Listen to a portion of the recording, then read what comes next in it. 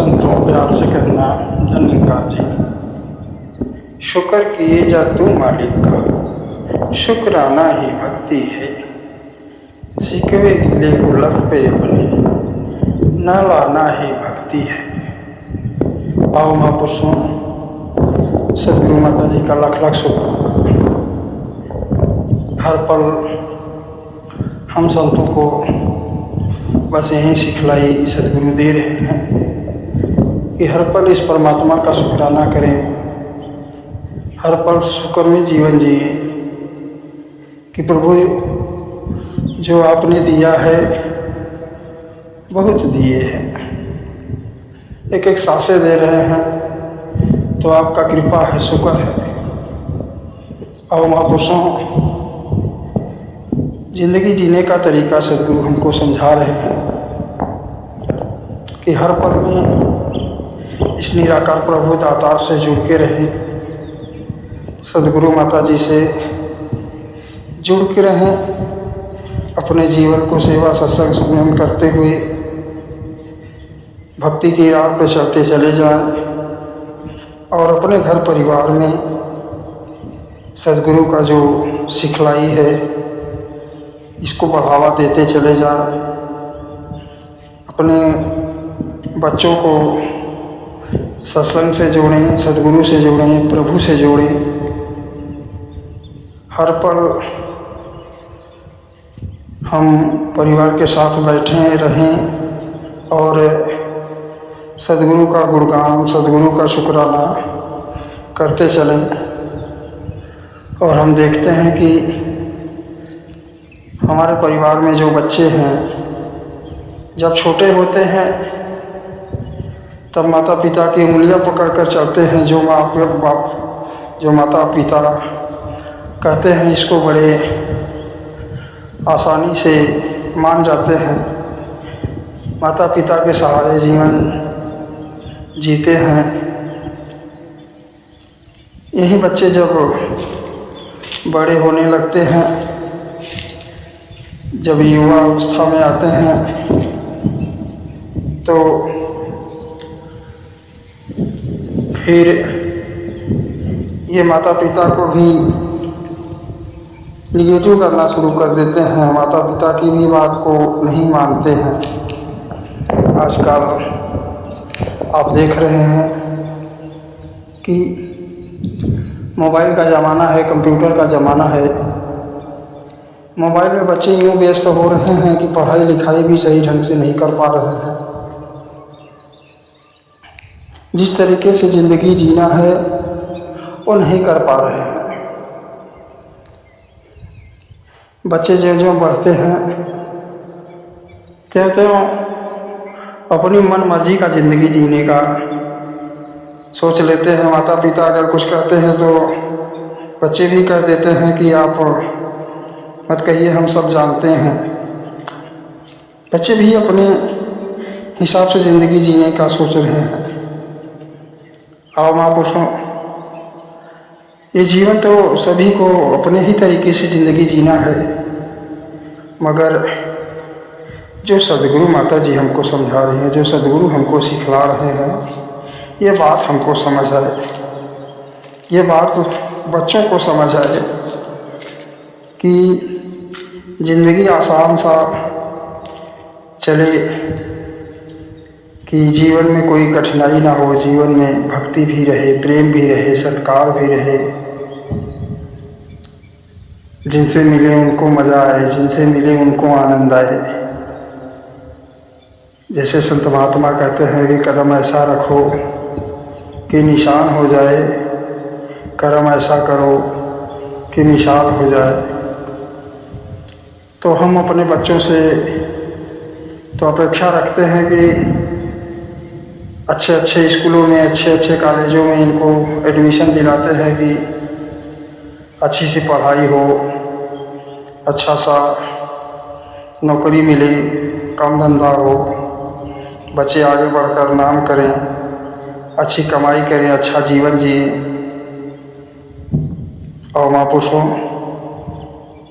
ये सब कुछ अच्छा हो, मगर वहीं की बातें जो संत महात्मा समझाते हैं कि हम कितनों बड़े हो जाएं, मगर सदगुरु की सिखलाई कि हम मानव हैं तो मानव बन के जीवन जिए, इंसानियत अंदर रहे, प्रेम अंदर रहे, ऐसा सिखलाई तो सदगुरु के चरणों में ही मिलता है। महापुरुषों सदगुरु के चरणों में ही मिलता है।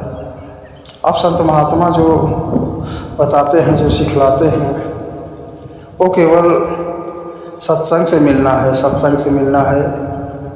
तो हम अपने बच्चों को सत्संग से अवश्य जोड़ के रखें। जो हमको ज़रूरत है, जो हमको चाहिए कि सत्संग में अगर हमारे बच्चे जुड़े हैं तो उनको अलग से हमको कुछ सिखाना नहीं है, अलग से कुछ पढ़ाना नहीं है, कि अलग से नहीं सिखाना है कि ऐसे रहना है, ऐसे करना है।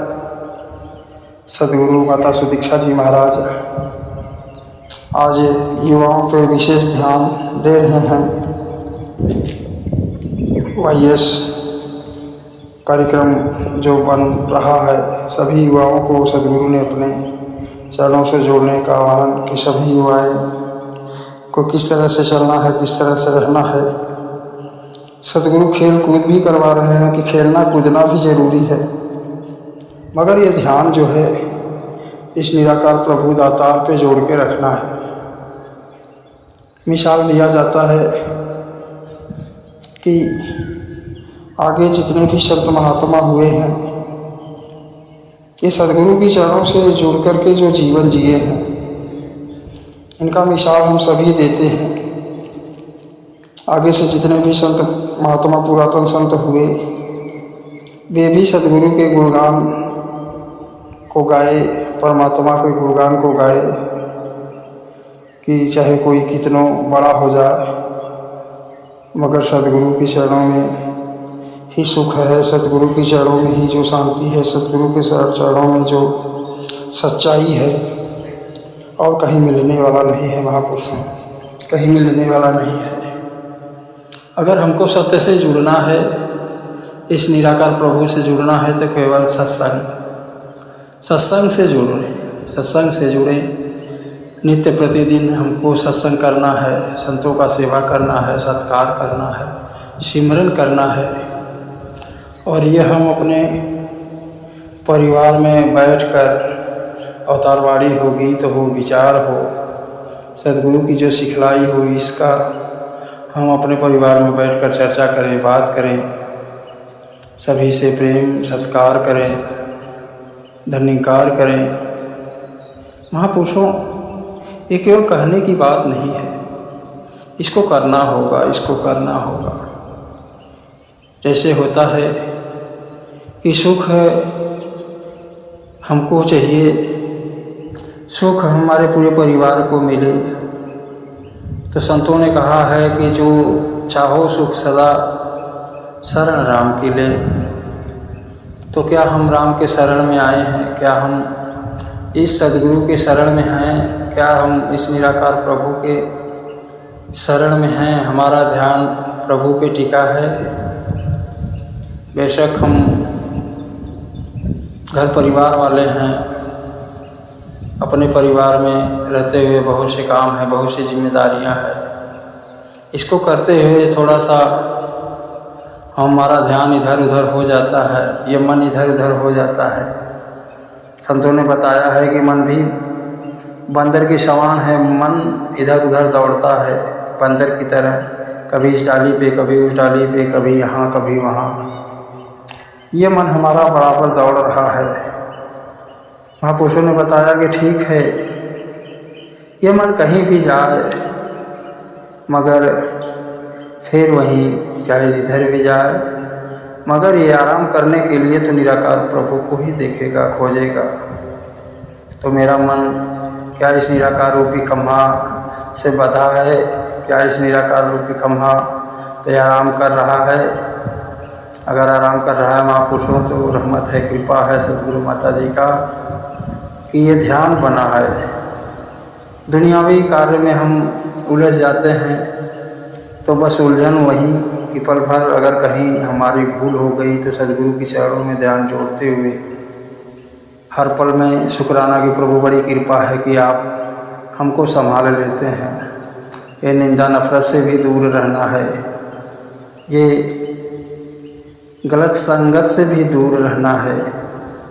हमको सत्संग से, संतों से जुड़ के रहना है। संत महात्मा हमेशा हमको इस निराकार प्रभु का एहसास कराते हैं, इस निराकार प्रभु से जुड़ने का कार्य करते हैं। ऐसे संतों के साथ, ऐसे संतों के सानिध्य में हमको जीवन जीना है।